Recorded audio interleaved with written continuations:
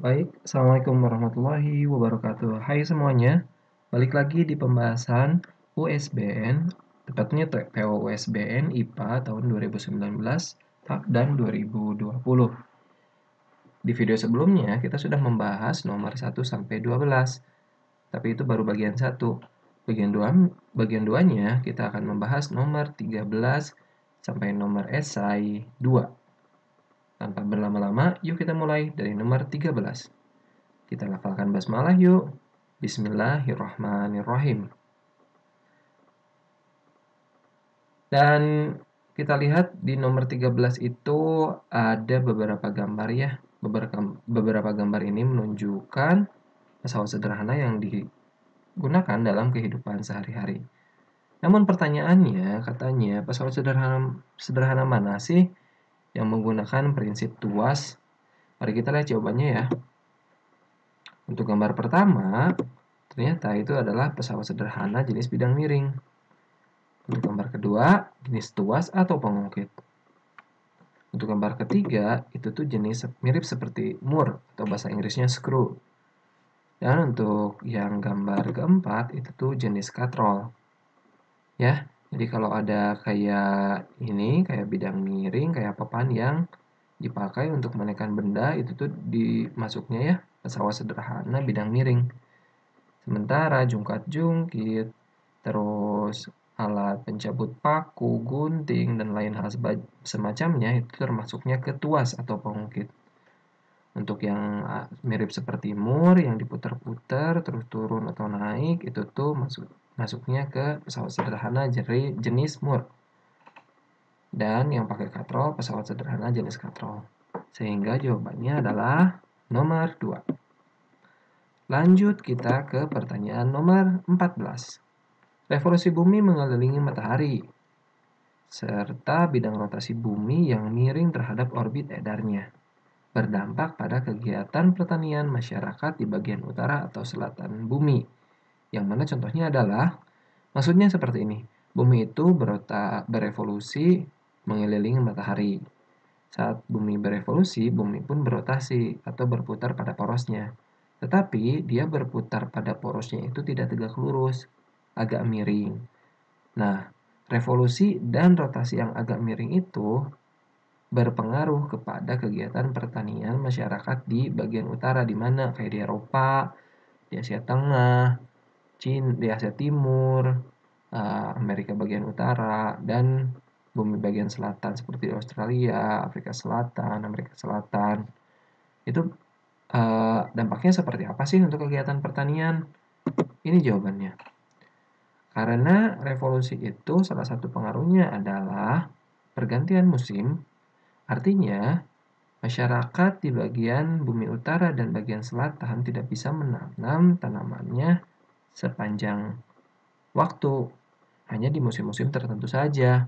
Mereka baru bisa menanam setelah musim semi, sudah agak masuk musim semi, musim panas, dan mengakhirinya di musim gugur. Musim gugur juga baru awal-awal karena musim gugur akhir sudah terlalu dingin.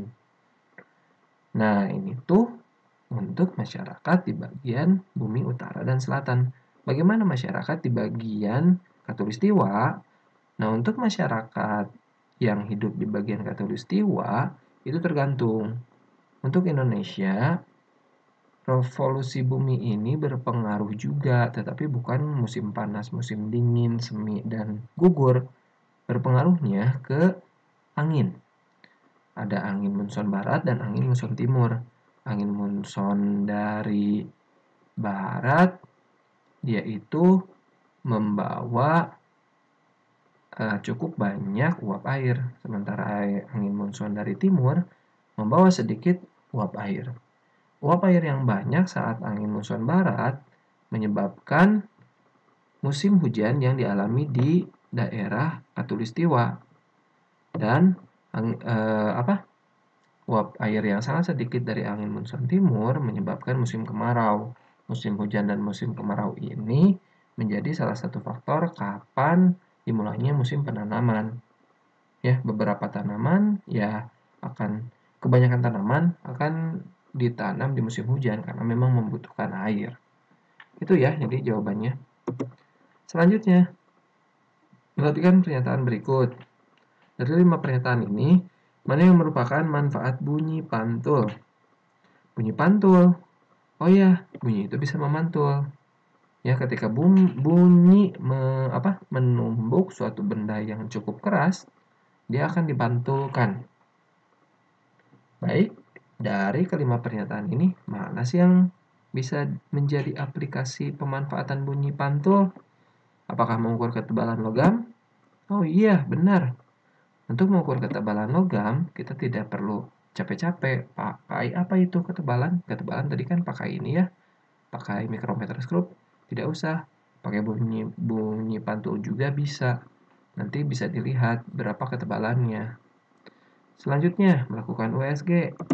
Oh iya benar, karena USG sendiri adalah singkatan dari ultrasonografi. Jadi pakai bunyi ultrasonik. Nah, ininya, pantulannya nanti dipetakan dari berapa lama pantulan itu diterima lagi oleh reseptor. Semakin lama berarti semakin dalam, semakin cepat berarti dia itu semakin cetek gitu, semakin shallow, nggak terlalu dalam, ya. Jadi dari pemetaan itu bisa dilihat gambar nantinya. Selanjutnya, mengukur terjadinya jarak petir itu ternyata tidak. Karena jarak petir ya gak perlu dipantulkan juga bisa diukur. Tapi untuk penginderaan kelelawar itu iya benar. Ya, kelelawar itu dia berteriak. Berteriaknya tidak kita dengar karena teriakannya dalam bunyi ultrasonik. Bunyi ini kemudian memantul dari objek yang ada di depannya langsung diterima lagi oleh telinganya kelelawar. Jadi ketika ada bunyi pantulan artinya di depannya ada objek. Memindai logam dalam koper? Bukan, kalau itu sih pakai X-ray ya, bukan bunyi. X-ray itu lebih ke cahaya. Maka jawabannya adalah 1, 2, dan 4. Selanjutnya, pertanyaan nomor 16. Kalau yang nomor 13, 14, 15 tadi kalian masih pusing, tinggal diputar lagi aja videonya dari awal ya.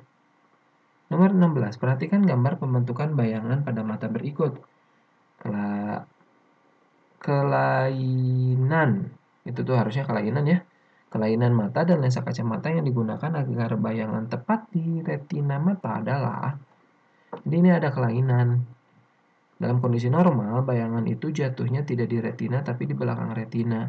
Setelah dibantu dengan lensa cembung, dia jatuhnya tepat di retina. Sebenarnya kita bisa langsung jawab, lensa cembung ini adalah lensa positif. Ya, kalau lensa positif cembung, ingatnya hidebung. Artinya kelainan matanya adalah hipermetropi dan kacamata yang dipakai adalah kacamata lensa cembung. Tapi kita lihat dulu penjelasannya lebih rinci. Ada perbedaan antara jatuhnya cahaya di retina pada penderita miopi atau rabun jauh dan hipermetropi pada rabun dekat. Gambar di atas itu tuh penderita miopi, gambar di bawah penderita hipermetropi. Jadi untuk penderita miopi, lensa matanya itu dia terlalu cembung sehingga cahayanya itu jatuh sebelum retina. Untuk yang hipermetropi atau rabun dekat, lensa matanya sulit untuk cembung sehingga bayangannya jatuh di belakang retina. Ingat kata kunci mijakung, miopi itu dibantu dengan lensa cekung. Artinya, dengan menggunakan lensa cekung, bayangan sekarang bisa tidak terlalu difokuskan dan jatuh tepat di retina. Sementara untuk hipermetropi, hidebung hipermetropi, rabun dekat, lensa cembung. Dengan menggunakan lensa cembung, maka bayangan bisa lebih difokuskan dan ditarik jatuh tepat di retina. Sehingga jawabannya yang hipermetropi, yang sesuai dengan gambar ya, yang tadi di soal, bukan yang miopi. Gimana? Mengerti? Kalau belum, tinggal backward aja ya. Kita lanjut ke nomor 17. Beberapa lampu dihubungkan dengan sumber tegangan seperti gambar. Ada berapa resistor nih? Ada 5. 2 disusun secara seri, 3 disusun secara paralel. Urutan lampu yang memiliki daya paling besar ke paling kecil adalah, kita di sini clue-nya hanya ada hambatan, tidak ada tegangan, tidak ada kuat arus. Berarti gimana dong cara ngerjainnya? Tenang aja, ini penjelasannya. Kita ingat bahwa ada hubungan antara hambatan dengan daya. Apa hubungannya sih? Ini. Untuk rangkaian seri, artinya yang K, O, dan paralel ini semua, sebenarnya ini kalau paralel MN kita gabungkan, dia bisa jadi satu. Jadi satu gabungan.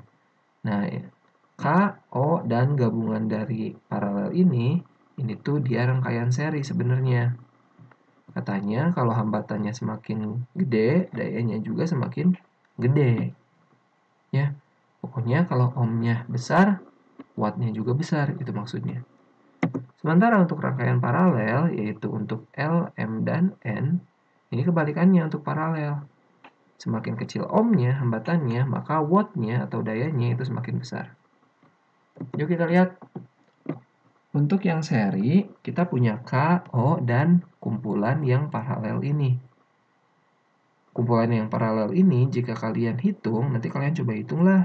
1/5 tambah 1/10 ditambah 1/12 itu kalau nanti kalian paralelkan, hasilnya kira-kira berapa ya? Nggak sampai 2 komaan. Maka kalau ini 2 komaan, yang paling besar di antara K, rangkaian paralel, dan O ini adalah yang O, karena dia 15 ohm.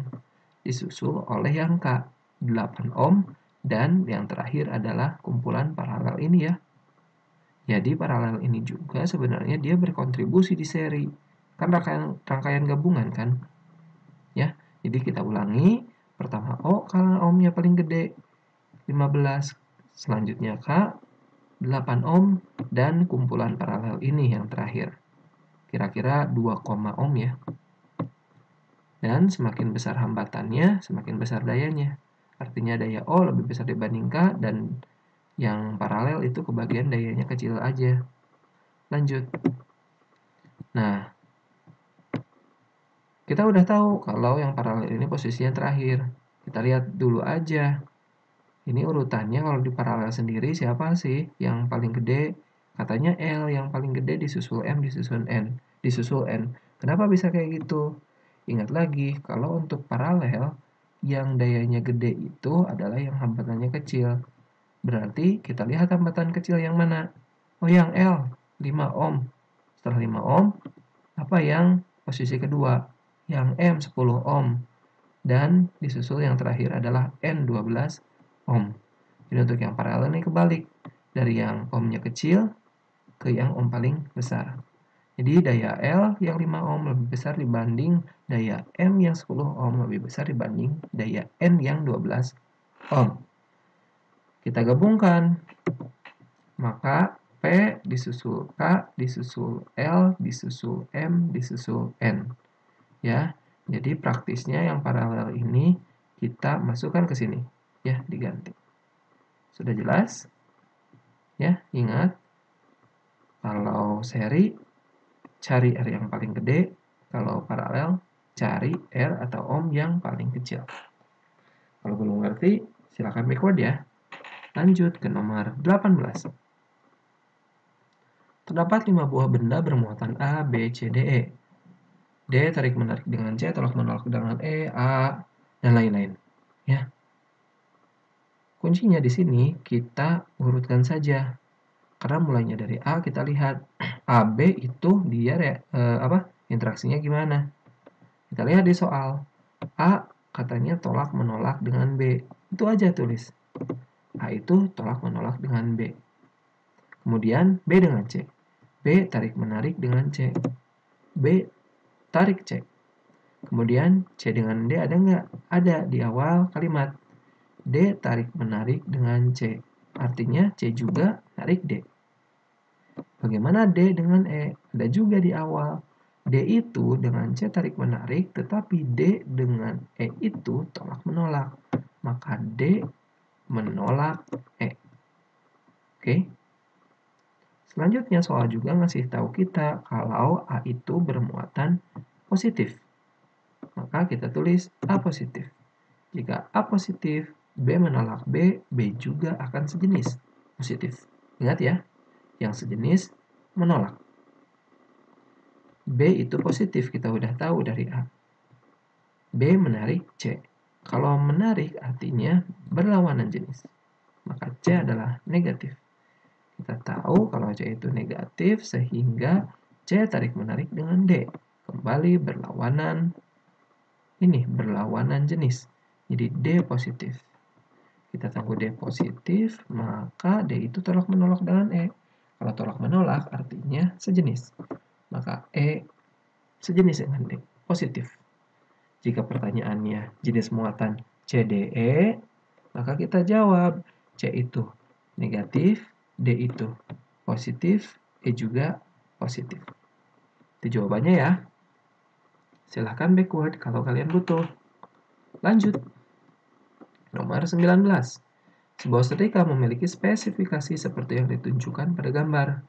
250 watt dan 220 volt. Setrika tersebut dipergunakan selama 20 menit. Berapa energi listrik yang dipakai? Maaf, besar energi listrik yang dipakai adalah berapa kilojoule? Itu pertanyaannya. Jadi, energinya itu dalam kilojoule. Yuk kita lihat apa yang kita ketahui dari soal. Dari soal kita ketahui bahwa setrikanya itu 250 watt dan 220 volt. Artinya, dayanya 250 watt yang bekerja pada tegangan 220 volt. Selanjutnya dipergunakan selama 20 menit. Yang dapat diartikan bahwa 20 menit itu sama dengan 20 kali 60 sekon atau 1200 second.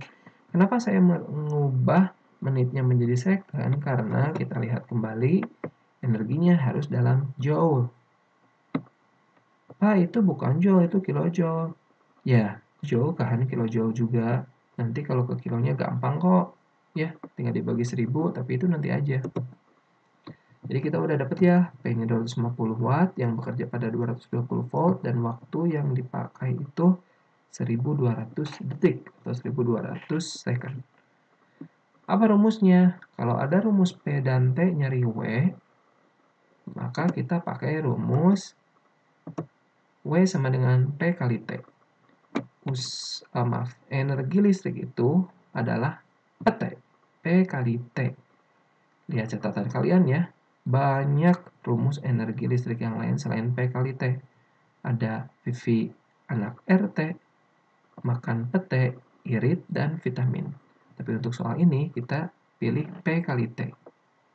Pak, bagaimana dengan V-nya, dengan tegangannya, dengan voltnya? Nah, volt ini sebenarnya bisa jadi pengecoh. Iya, penting. Tetapi untuk perhitungan energinya kita tidak usah pakai volt.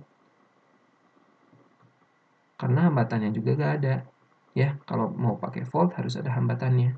Oke, lanjut aja, balik lagi ke sini. Kita tahu P-nya itu 250 watt dan T-nya adalah 1200 second. Kita kalikan saja ya, 250 kali 1200.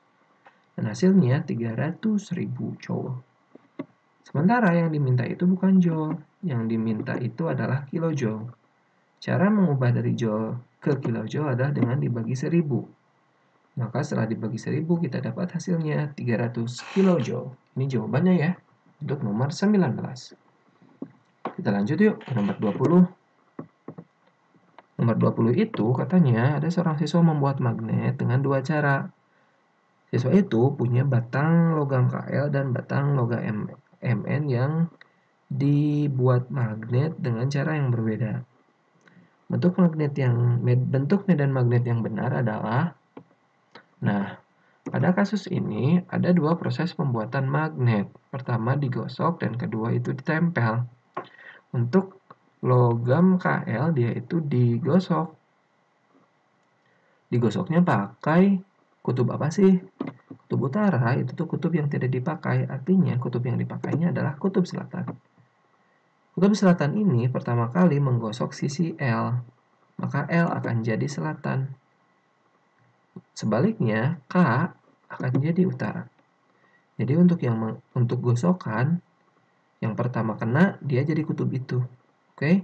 Karena L itu kenanya oleh S, maka karena S itu pertama kali ngegosoknya mulai dari L, maka L akan jadi S. Gitu maksudnya ya. Cara yang kedua adalah cara ditempel. Lihat, yang nempel itu sisi N. N menempel dengan suatu kutub, tapi bukan S. Kalau bukan S berarti dia U, utara. Karena utara dia menempel dengan N, dia akan jadi kutub sebaliknya.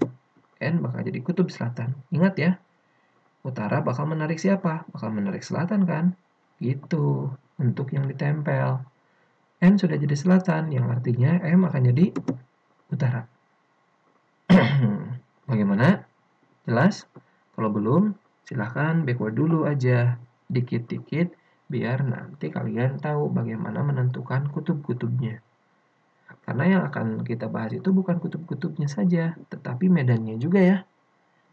Dari sini kita tahu kalau K itu utara, L selatan, M utara, N selatan.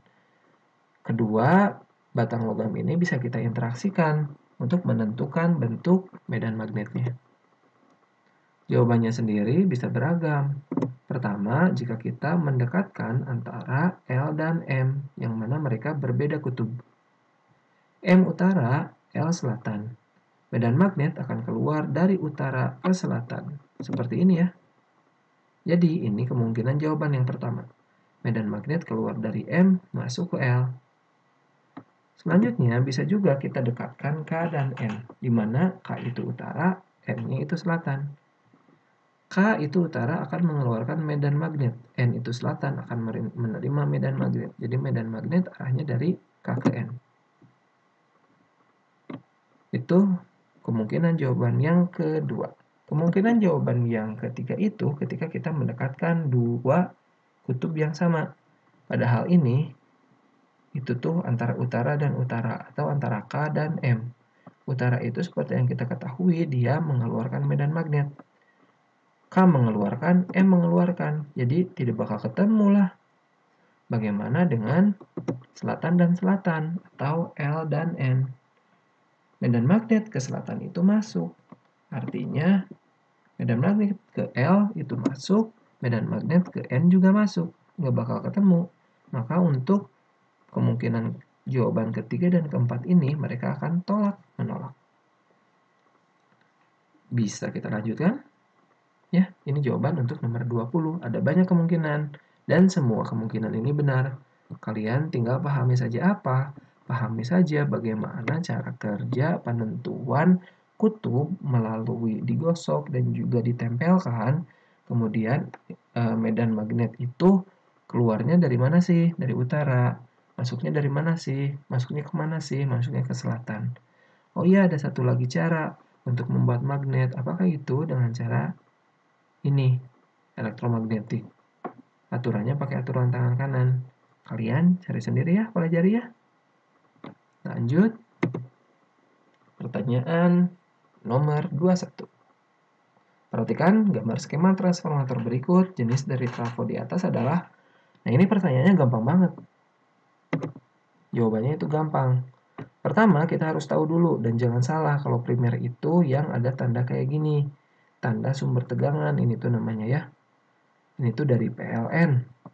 Sementara yang sekunder itu ada tanda kayak resistor, artinya ini tuh alat listrik. Ini primer, ini sekunder. Primer bisa aja di kiri, sekunder bisa aja di kanan. Tapi kalian harus jeli dengan tanda-tanda yang menentukan mana yang primer dan mana yang sekunder. Yuk kita lihat apa yang kita bisa ketahui dari transformator ini. Pertama, kita bisa tahu kalau banyak lilitan primer itu, jumlah lilitan primer itu lebih banyak dibanding jumlah lilitan di sekunder. Karena jumlah lilitan itu berbanding lurus dengan tegangan, kita juga bisa mengartikan kalau tegangan di primer itu masih lebih besar dibanding tegangan di sekunder. Oke? Pokoknya semakin banyak jumlah lilitan, tegangannya semakin besar. Semakin sedikit jumlah lilitan, tegangannya semakin kecil. Karena jumlah lilitan dan tegangan dari primer itu nilainya saat dia masuk ke sekunder jadi turun, maka kita sebut trafo ini sebagai step down.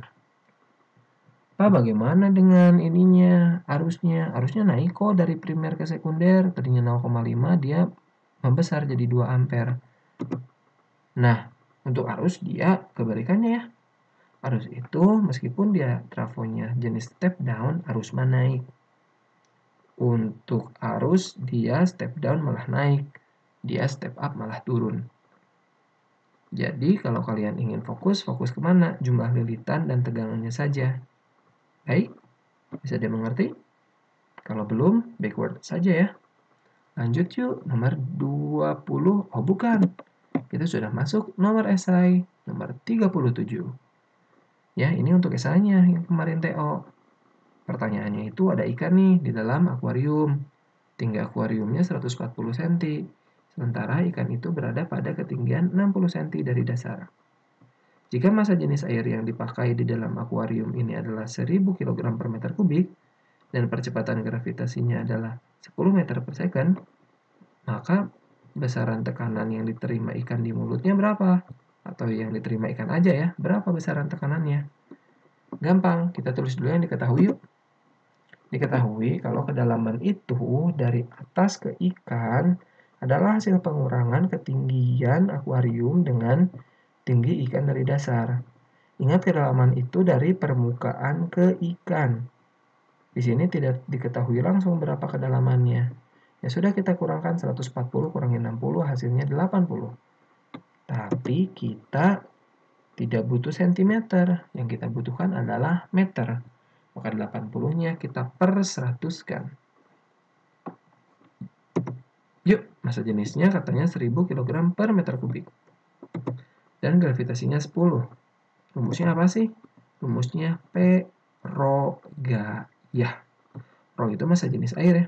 Rho itu massa jenis ya. Kalau rho air itu artinya massa jenis air. Kita substitusikan saja. Rho airnya 1000, G-nya 10, hanya 80 per 100. Maka dengan perhitungan matematika, kita dapat kalau tekanannya adalah 8000 Pascal. Nah, ini satuannya boleh PA, boleh Newton per meter kuadrat. PH aja lah yang gampang diingat mah ya. Ini jawaban untuk esai nomor 37 atau esai nomor 2. Lanjut yuk ke esai nomor 3 atau soal nomor 38. Perhatikan gambar berikut, ada rangkaian nih. Katanya dihitung berapa besar kuat arus listrik yang mengalir pada rangkaian ini. Yuk kita lihat caranya. Karena sumber tegangan baterai yang kita punya di rangkaian ini katanya tidak punya hambatan dalam, maka untuk mencari kuat arus yang mengalir, ini rumus yang kita pergunakan. I sama dengan tegangan pada baterai dibagi hambatan total pada rangkaian ini. Akan berbeda rumusnya kalau ini tegangannya itu punya hambatan dalam. Rumusnya bakal I sama dengan GGL yang E itu dibagi R luar tambah R dalam. Tapi kita sekarang fokus di sini saja ya. I sama dengan V baterai dibagi R total pada rangkaian. Tegangan baterai udah diketahui nilainya 12 volt. Jadi kita nanti tinggal masukin ini 12 volt. Tetapi hambatan totalnya itu belum tahu. Oleh karena itu kita cari dulu yuk. Pertama kita cari nilai hambatan paralelnya. Ya. Kita bisa cari dengan 1 per R paralel sama dengan 1 per 15 ohm yang paling atas. Ditambah 1 per 3 tambah 3. Jadi ini kita gabungkan dulu. Ditambah 1 per 10. Ini yang paling bawah. 3 tambah 3-nya kita gabungkan jadi 6. Ya, karena ini disusunnya secara seri katanya yang 3 sama 3. Maka kita dapat 1 per 15 tambah 1 per 6. Gabungan dari 3 dan 3 tambah 1 per 10. Untuk mendapatkan 1 per Rp. Di sini penyebutnya ada yang 15, ada yang 6, ada yang 10. Kita samakan dulu yuk. Berapa sih angkanya? 60. Karena 60 itu bisa bagi 15 menghasilkan 4, 60 bisa bagi 6 menghasilkan 10, 60 bisa bagi 10 menghasilkan 6. Itu ya, penjumlahan ya, penjumlahan apa? Pecahan ya. Kita tinggal jumlahkan pembilangnya yang di atas, 4 tambah 10 tambah 6 hasilnya berapa? 20. Jadi kita dapat 1 per RP itu 20 per 60. Perkecil jadi 1 per 3. Itu baru 1 per RP loh, bukan RP 1 per 3 tuh. Karena seperti biasa di paralel itu, jawaban paralelnya harus dibalikan. Maka RP-nya adalah kebalikan 1 per 3, yakni 3 per 1 atau 3 saja. Jadi RP-nya atau hambatan pengganti paralelnya adalah 3 ohm. Selesaikah? Belum. Kita baru mencari berapa hambatan pengganti yang di sini, yang ternyata nilainya 3 ohm. Lanjut yuk. Setelah kita tahu RP-nya 3 ohm, kita cari berapa R totalnya dengan menghitung seri bersama 9 ohm ini. Karena yang paralel ini itu ternyata digabung seri dengan 9 ohm. Kalau seri itu ditambah, artinya R totalnya adalah 9 ohm ditambah yang RP tadi 3 ohm, hasilnya 12 ohm. Oke, jadi total yang paralel dan 9 ohm ini hasilnya adalah 12 ohm. Akhirnya kita tinggal menghitung besar kuat arus dengan rumus yang di awal tadi. Kita tahu kalau V-nya itu tadi 12 volt dan ternyata R totalnya juga sama nilainya 12. Sehingga menghasilkan nilai 1 ampere. 12 bagi 12 itu 1. Jawabannya 1 ampere ya. Nanti kalian waktu USBN menulisnya seperti ini ya. Dengan caranya, dengan solusinya yang rinci. Kalau enggak ya masalahnya nilainya juga ini dari solusi. Oke, baik. Kalau kalian belum mengerti, silahkan tinggal putar ulang atau repeat lagi video ini. Kalau ada pertanyaan, boleh tanya saya ya. Itu saja, sekian dari saya. Untuk penjelasan TO USBN IPA yang fisikanya sudah berakhir. Terima kasih atas perhatiannya kawan-kawan. Sekian saja. Billahi fi sabil haq. Wassalamualaikum warahmatullahi wabarakatuh.